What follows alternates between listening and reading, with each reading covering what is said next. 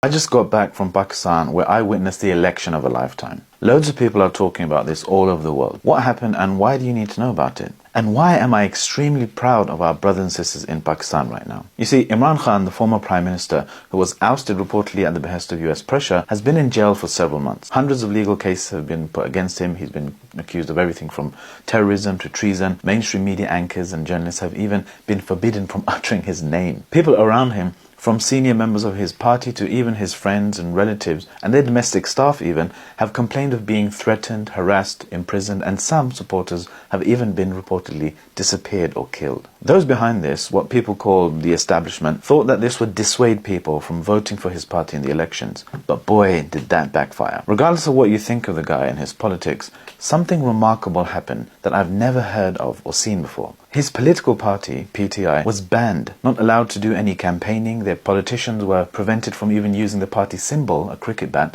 at the ballot box. But his politicians ran anyway as independents and won more seats than anyone else. What this shows is an amazing level of political literacy amongst the grassroots. I saw all kinds of people turning up to vote, even elderly, weak beggars in the street keeping an eye on the results. It also shows an independent, almost parallel system of knowledge production, communication and campaigning, reaching the people directly, bypassing the establishment channels. Just take the party symbol for example. It might seem trivial that they didn't have one symbol for people to put a stamp next on the ballot box, but this is a key part of Pakistani voting. This is a country with a reported literacy rate below 60%. Some would say thanks to the British Empire's systematic destruction of institutions, but that's a whole other story. But each candidate ended up having to use their own symbol on the ballot paper. A cucumber, an aubergine, all kinds of pictures. Imagine the level of coordination required for such a population to mobilize enough people, despite all the pressure and threats, to realize which specific independent candidate is from that party that shall not be named. They even released AI-generated messages and even a victory speech by he who shall not be named from prison. Sure, there were some lip-sync issues, but compared to Will Smith eating spaghetti.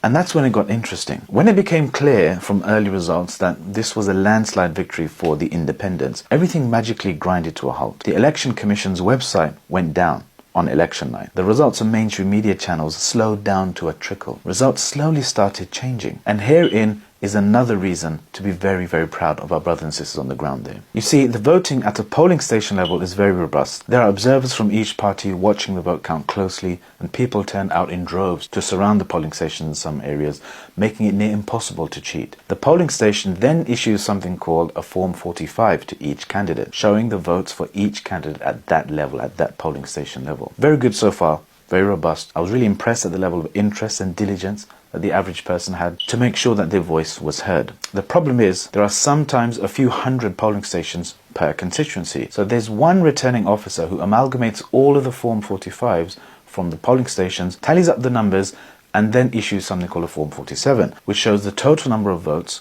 for each candidate from all the polling stations combined.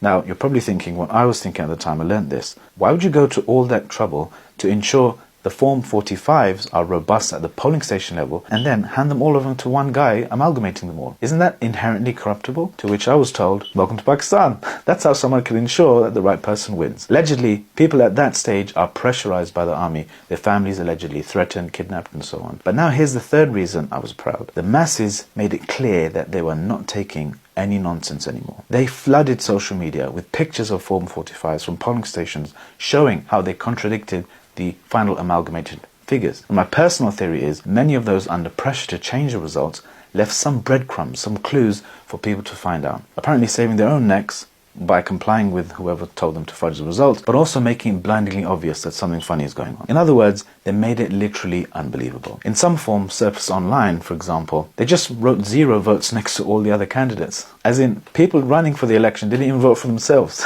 In other examples, they just added some digits, multiplying the losing candidate's votes by 10 or so they ended up being more votes than actual eligible voters. And in my personal favorite example, instead of fiddling about with maths, one guy just allegedly swapped the names of the candidates on the top of the form. But the point is, there are a lot of attempts going on to force the outcome of this election.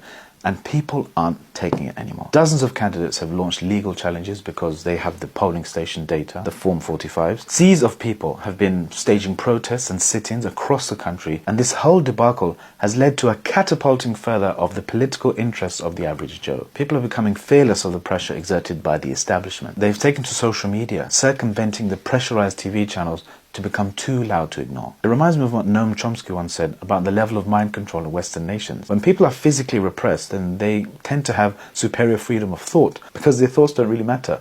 But in democracies where your vote matters, there's a huge system of manufacturing consent and basically brainwashing the masses, keeping them entertained and distracted. When I was there, I couldn't help contrast the average Pakistani's level of political awareness and literacy to how comedically uninformed the masses are kept here in Britain or the USA, for example. Remember what the billionaire-owned mainstream media did to Jeremy Corbyn? They managed to convince almost every Tom, Dick and Harry that a person whose policies 9 out of 10 people agreed with was somehow their enemy. Anyway, Pakistan has managed to use this activism and revolutionary spirit among the masses, especially in the reported 60-odd million voters under 35, and fight for their voices being heard, using all means of protest, solidarity and legal challenge at their disposal. We only hope and pray that Washington is too distracted with Ukraine or Israel to launch or support a murderous crackdown or coup again, just like it did in Egypt and countless other regions where neo-imperial subjects get a bit too much democracy. But then again, I suppose we can thank them for waking Pakistan up. As a few people told me, it's a sign of a very low IQ on behalf of the establishment or those putting pressure on them